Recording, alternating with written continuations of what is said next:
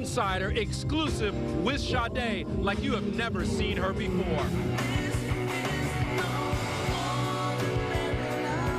People see you in videos and they think there's this slick, urban lady, and in reality, you're kind of a farm girl. Is that fair to say?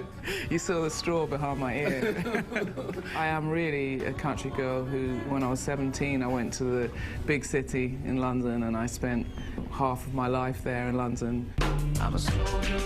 Still selling out arenas and stunning at 52, music legend Sade spoke only to me about her big U.S. return, a decade in the making. Okay, so what made you say, now's the time, let's go. Let's go out on the road? I just felt ready, and I think that the album deserved it, and it's like a sort of journey, historical journey.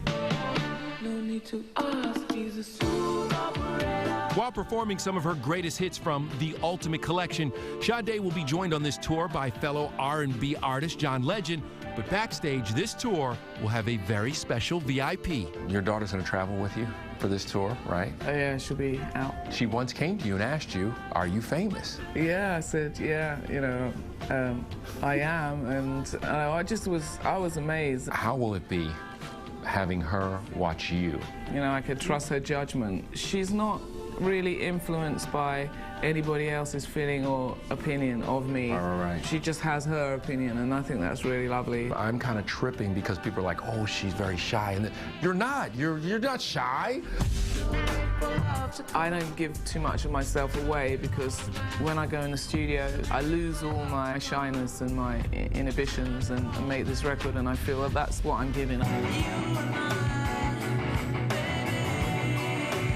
Do you feel like this could be the last time? It's not impossible, but it's more improbable. So, you know, I kind of feel like rush now while stocks last. Right. So, 55 million records. Does that ever, like, click in your brain? How many records, how many people are out there, like, riding around like, with all your records? I mean, I never really think about that because I couldn't really grasp it. One-on-one with Sade as she returns to North America to tour for the first time in 10 years, opening up for her Grammy-winning singer, John Legend. How exciting is it to be on tour with Sade? Well, I'm thrilled. What's he gonna say when I say Now, the voice behind a generation of love songs is opening up about her own love story with boyfriend Ian Watts. You know, you talk about lucky, and you now have seemed to found the right person to be in. How's that relationship? What's that like? I really fell in love with him when he produced a plaster out of his wallet for my daughter. Look at the sky. A plaster, the English term for a Band-Aid, the blended family now lives a quiet life on a secluded farm in Stroud, England. I think I've always known that. I've always had the luck of knowing that money is not the key. Know that actually you can end up being rich but feeling very poor if you don't respect yourself. Sade's greatest hits available now on the Ultimate Collection. You know, Sade is just not a singer, it's a band, and they have been together since the 70s. Is there a song, is there a thing that means the most to each one of you? Yeah, for me, I think it's By Your Side. It's such an emotional song to play to an audience that you see them kind of, you know, some people have tears in their eyes, other people are smiling, and it's Kissing. A lot of people kissing. You know me better than that. I was reading a lot of the critics talking about your concert. I've never heard critics like kind of gush and almost be like, please come back. It's like the guy who had the great first date and they're like, don't leave me again for 18 years. Come back, where you been? So is it great to hear that, and does it make you say, maybe I won't go away for so long next time? Not really. It doesn't really affect that because I just always feel I have to do something when it feels right and not sort of be too influenced externally and just let it happen when it should, when I feel it's the right moment. I don't know if we'll ever do another tour on this scale with a production as big as this, and so I don't know. Yeah. Wait a minute, hold on. Don't mess with people like that. Don't because you're messing with, because people will be like, this is it. This is the last time. Yeah. Well, I wouldn't say it's not it's not impossible, but it's more improbable.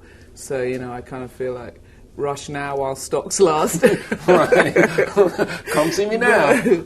I don't know. I don't know what the future holds. Okay, so what made you say, now's the time, let's go. Let's go out on the road? I just felt ready.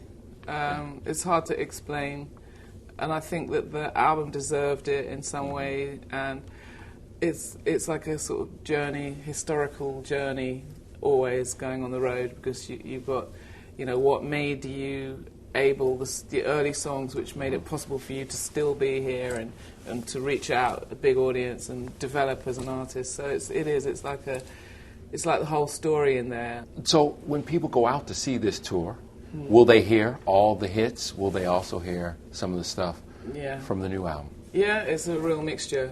Yeah. And because, you know, people come to see you and they want to hear their favorites. And do you ever find, what is your favorite song to perform? The favorite it's always the most recent. Yeah, because I think that one of my favorites is a song that we recently recorded, one of my favorites to perform, and it's called Love Is Found. Having said that, I enjoy some of the really old ones, like Is It a Crime, where I can really let go and sing the song. This last album, 500,000 albums in the first week. Nobody sells albums anymore. You know, nobody is buying records. They might download a song, but people aren't buying full albums. And it's been nearly 3 decades. Yeah. Well, I mean, that's a testament to the kind of people who buy our music more, I think, even than our music. It's somebody who loves their music and they trust us and they're going to take a chance on us, kind of thing, and to hope that we deliver. But I think that they know I'm giving them the best I can give them, and I'm not going to let them down. I like to think that, you know.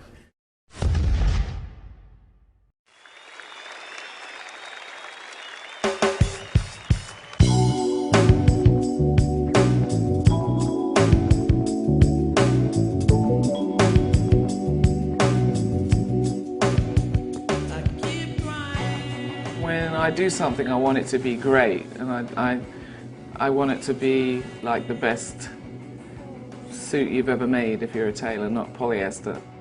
It wasn't about trying to make a hit or trying to make something that sounds like somebody, or, you know, it's just coming from me.